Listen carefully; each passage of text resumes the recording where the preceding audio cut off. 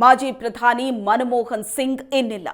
ದೆಹಲಿ ಏಮ್ಸ್ನ ಐಸಿಯುನಲ್ಲಿ ಮನಮೋಹನ್ ಸಿಂಗ್ ನಿಧನರಾಗಿದ್ದಾರೆ. ತೀವ್ರ ಉಸಿರಾಟದ ಸಮಸ್ಯೆಯಿಂದ ಬಳಲ್ತಾ ಇದ್ದಂತಹ 92 ವರ್ಷದ ಮಾಜಿ ಪ್ರಧಾನಿ ಮನಮೋಹನ್ ಸಿಂಗ್ ಇನ್ನಿಲ್ಲ. ತೀವ್ರ ಉಸಿರಾಟದ ಸಮಸ್ಯೆಯಿಂದ ಬಳಲ್ತಾ ಇದ್ರು. 2004ರಿಂದ 2014ರವರೆಗೆ ಪ್ರಧಾನಿಯಾಗಿದ್ದ ಮನಮೋಹನ್ ಸಿಂಗ್ 92 ವರ್ಷ ವಯಸ್ಸಾಗಿತ್ತು. ಉಸಿರಾಟದ ಸಮಸ್ಯೆಯಿಂದ ಬಳಲ್ತಾ ಇತ್ತು. ದೆಹಲಿಯ ಏಮ್ಸ್ ಆಸ್ಪತ್ರೆಯಲ್ಲಿ ಚಿಕಿತ್ಸೆ ನಡೆದಿತ್ತು. ಆದರೆ ಚಿಕಿತ್ಸೆ ಫಲಕಾರಿಯಾಗದೆ ನಿಧನರಾಗಿದ್ದ ಮನಮೋಹನ್ ಸಿಂಗ್ ನಿಧನಕ್ಕೆ ಗಣ್ಯರು ಸಂತಾಪ ಸೂಚಿಸಿದ್ದಾರೆ. 2004ರಿಂದ 2014ರವರೆಗೆ ಮನಮೋಹನ್ ಸಿಂಗ್ ಪ್ರಧಾನಿಯಾಗಿ ಕಾರ್ಯನಿರ್ವಹಿಸಿದರು. ಭಾರತದ 13ನೆಯ ಪ್ರಧಾನಮಂತ್ರಿ ಮನಮೋಹನ್ ಸಿಂಗ್.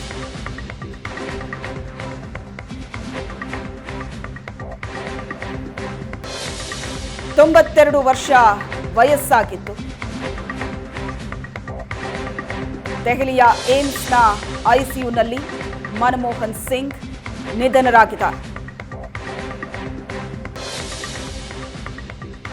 ಮನಮೋಹನ್ ಸಿಂಗ್ ನಿಧನಕ್ಕೆ ಗಣ್ಯರು ಸಂತಾಪ ಸೂಚಿಸಿದ್ದಾರೆ. 2004ರಿಂದ 2014ರವರೆಗೆ ಪ್ರಧಾನಿಯಾಗಿ ಕಾರ್ಯನಿರ್ವಹಿಸಿದರು. 2004ರ ಮೇ 22ರಂದು ಪ್ರಧಾನಮಂತ್ರಿಯಾಗಿ ಪ್ರಮಾಣ ವಚನ ಸ್ವೀಕರಿಸಿದರು. 2009ರಲ್ಲಿ ಮತ್ತೊಮ್ಮೆ ಪ್ರಧಾನಿಯಾಗಿ 2ನೇ ಅವಧಿಗೆ ಪ್ರಮಾಣ ವಚನವನ್ನ ಸ್ವೀಕರಿಸಿದರು. 1991ರಲ್ಲಿ ರಾಜ್ಯಸಭೆಗೆ ಪ್ರವೇಶ ಮಾಡೋದರ ಮೂಲಕ ಅವರ ರಾಜಕೀಯ ಜೀವನ ಆರಂಭ ಆಗುತ್ತೆ. ಹಣಕಾಸು ಸಚಿವರಾಗಿ ಕಾರ್ಯನಿರ್ವಹಿಸಿದ್ದಾರೆ. ಆರ್ಥಿಕತೆಯಲ್ಲಿ ದೇಶದಲ್ಲಿ ಪರಿವರ್ತನೆಯನ್ನ ತಂದಂತವರು ಮನಮೋಹನ್ ಸಿಂಗ್ ಅವರು. 1990ರಲ್ಲಿ ಆರ್ಥಿಕ ಸುಧಾರಣೆ, ಉದಾರೀಕರಣ ನೀತಿಗಳನ್ನ ಜಾರಿಗೆ ತರೋದರ ಮೂಲಕ ಭಾರತದ ಅರ್ಥವ್ಯವಸ್ಥೆಗೆ ಹೊಸ ದಿಕ್ಕನ್ನ ತೋರಿಸಿದ್ರು ಮನಮೋಹನ್ ಸಿಂಗ್. ದೆಹಲಿಯ ಏಮ್ಸ್ ಆಸ್ಪತ್ರೆಯಲ್ಲಿ ಕೊನೆಯುಸಿರೆಳೆದಿದ್ದಾರೆ. ತೀವ್ರ ಉಸಿರಾಟದ ಸಮಸ್ಯೆಯಿಂದ ಬಳಲ್ತಾ ಇದ್ದಂತಹ ಮನಮೋಹನ್ ಸಿಂಗ್ ಅವರಿಗೆ ದೆಹಲಿಯ ಏಮ್ಸ್ನಲ್ಲಿ ಚಿಕಿತ್ಸೆ ನಡೆದಿತ್ತು. ಚಿಕಿತ್ಸೆ ಫಲಕಾರಿಯಾಗದೆ ನಿನ್ನೆ ನಿಧನರಾಗಿದ್ದಾರೆ.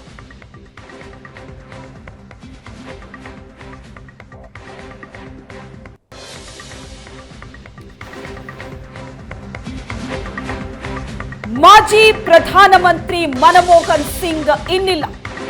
ಏಮ್ಸ್ ಆಸ್ಪತ್ರೆಯಿಂದ Manmohan Singh health bulletin release ಆಗಿದೆ. ರಾತ್ರಿ 9:50 ಕೊನೆಯುಸಿರೆಳೆದಿದ್ದಾರೆ ಮನಮೋಹನ್ ಸಿಂಗ್. ಏಮ್ಸ್ ಆಸ್ಪತ್ರೆಯಿಂದ ಮನಮೋಹನ್ ಸಿಂಗ್ ಅವರ ಹೆಲ್ತ್ ಬುಲೆಟಿನ್ ರಿಲೀಸ್ ಆಗಿದೆ. ಏನು ಆರೋಗ್ಯ ಸಮಸ್ಯೆ ಇತ್ತು, ಯಾವ ರೀತಿ ಟ್ರೀಟ್ಮೆಂಟ್ ಅನ್ನ ಕೊಡಲಾಗ್ತಾ ಇತ್ತು, ಎಷ್ಟು ಹೊತ್ತಿಗೆ ಅವರು ಕೊನೆಯುಸಿರೆಳೆದರು, ಎಲ್ಲದರ ಬಗ್ಗೆ ಹೆಲ್ತ್ ಬುಲೆಟಿನ್ ರಿಲೀಸ್ ಆಗಿದೆ ಏಮ್ಸ್ ಆಸ್ಪತ್ರೆಯಿಂದ.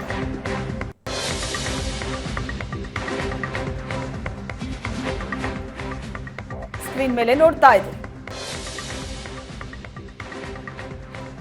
ಏಮ್ಸ್ ಆಸ್ಪತ್ರೆಯಿಂದ ರಿಲೀಸ್ ಆಗಿರುವಂತ ಹೆಲ್ತ್ ಬುಲೆಟಿನ್ ಇದು. 9:50 ನಿನ್ನೆ ರಾತ್ರಿ 9:51 ಕೊನೆಯುಸಿರೆಳೆದಿದ್ದಾರೆ.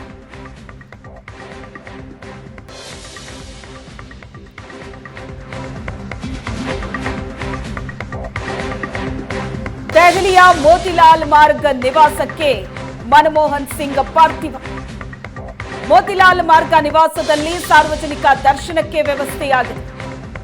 ನಾಳೆ ಮನಮೋಹನ್ ಸಿಂಗ್ ಅವರ ಅಂತ್ಯಕ್ರಿಯೆ ನೆರವೇರೋ ಸಾಧ್ಯತೆ. ಮಗಳು ಯುಎಸ್ಎನಲ್ಲಿದ್ದಾರೆ. ಮಗಳು ಬಂದ ನಂತರ ಮನಮೋಹನ್ ಸಿಂಗ್ ಅವರ ಅಂತ್ಯಕ್ರಿಯೆ ನೆರವೇರುತ್ತೆ ಅಂತ ಸದ್ಯದ ಮಾಹಿತಿ. ಪ್ರಧಾನಿ ಮೋದಿ, ಸೋನಿಯಾ ಗಾಂಧಿ ಸೇರಿದಂತೆ ಹಲವು ಗಣ್ಯರು ಅಂತಿಮ ನಮನವನ್ನ ಸಲ್ಲಿಕೆ ಮಾಡಿದರು. ಭಾರತದ 13ನೇಯ ಪ್ರಧಾನಮಂತ್ರಿ ಮನಮೋಹನ್ ಸಿಂಗ್ 10 ವರ್ಷಗಳ ಕಾಲ ದೇಶವನ್ನ ಮುನ್ನಡೆಸಿದವರು.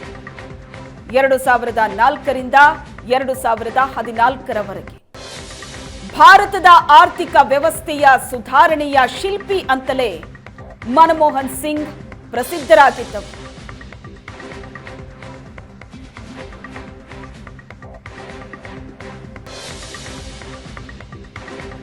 ತೊಂಬತ್ತೆರಡು ವರ್ಷದ ಮಾಜಿ ಪ್ರಧಾನಿ ಮನಮೋಹನ್ ಸಿಂಗ್ ನಿನ್ನೆ ಉಸಿರಾಟದ ಸಮಸ್ಯೆಯಿಂದ ಏಮ್ಸ್ ಆಸ್ಪತ್ರೆಗೆ ದಾಖಲಾಗಿದ್ರು. 9:51 ಕೊನೆಯುಸಿರೆಳೆದಿದ್ದಾರೆ.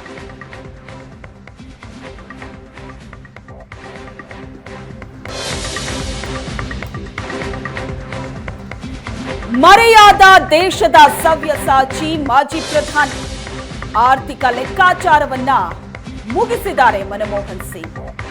ಆರ್ಥಿಕ ಹರಿಕಾರನ ನಿಧನಕ್ಕೆ ಗಣ್ಯರು ಸಂತಾಪ ಸೂಚಿಸಿದ್ದಾರೆ. ರಾಜ್ಯ ಮತ್ತು ದೇಶದಲ್ಲಿ 7 ದಿನ ರಾಷ್ಟ್ರೀಯ ಶೋಕಾಚರಣೆ ಇರುತ್ತೆ. ಭಾರತದ ಆರ್ಥಿಕ ಹರಿಕಾರನಿಗೆ ಗಣ್ಯರು ಕಂಬನಿ ಮಿಡಿದಿದ್ದಾರೆ. ದೇಶದಾದ್ಯಂತ ಸರ್ಕಾರಿ ಕಾರ್ಯಕ್ರಮಗಳು ರದ್ದಾಗುತ್ತೆ. ಕರ್ನಾಟಕದಲ್ಲಿ ಇವತ್ತು ಸರ್ಕಾರಿ ರಜೆ ಘೋಷಣೆ ಮಾಡಲಾಗಿದೆ. ಶಾಲಾ ಕಾಲೇಜುಗಳಿಗೆ ಸರ್ಕಾರ ರಜೆ ಘೋಷಿಸಿದೆ.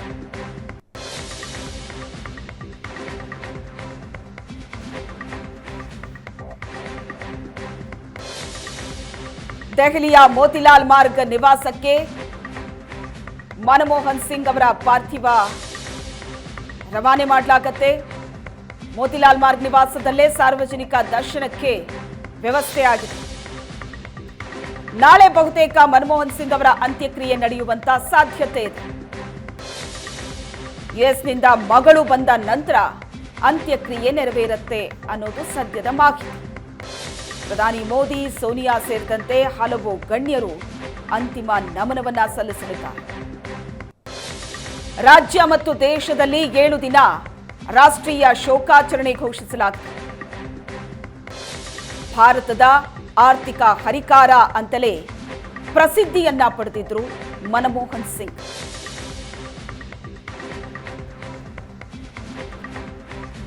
ಮಾಜಿ ಪ್ರಧಾನಿ ನಿಧನಕ್ಕೆ ದೇಶಾದ್ಯಂತ ಶೋಕಾಚರಣೆ ನಡೆದಿದೆ. ಇವತ್ತು ಕೇಂದ್ರ ಕ್ಯಾಬಿನೆಟ್ ಮೀಟಿಂಗ್ ಇದೆ. ಕ್ಯಾಬಿನೆಟ್ ಸಭೆಯಲ್ಲಿ ಸಂತಾಪ ಸೂಚಿಸಲಿದ್ದಾರೆ ಕೇಂದ್ರದ ನಾಯಕರು.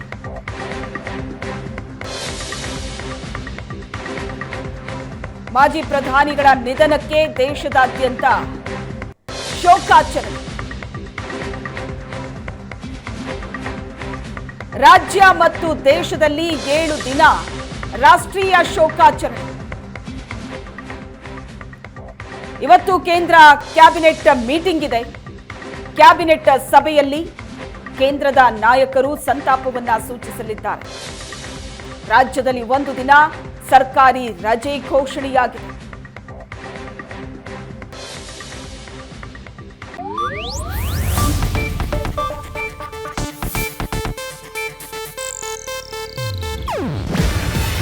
ಇದು ಏಷ್ಯಾನೆಟ್ ನ್ಯೂಸ್ ನೆಟ್ವರ್ಕ್ ಪ್ರಸ್ತುತಿ. ನೀವು ನೋಡ್ತಿದ್ದೀರಾ ಏಷ್ಯಾನೆಟ್ ಸುವರ್ಣ ನ್ಯೂಸ್.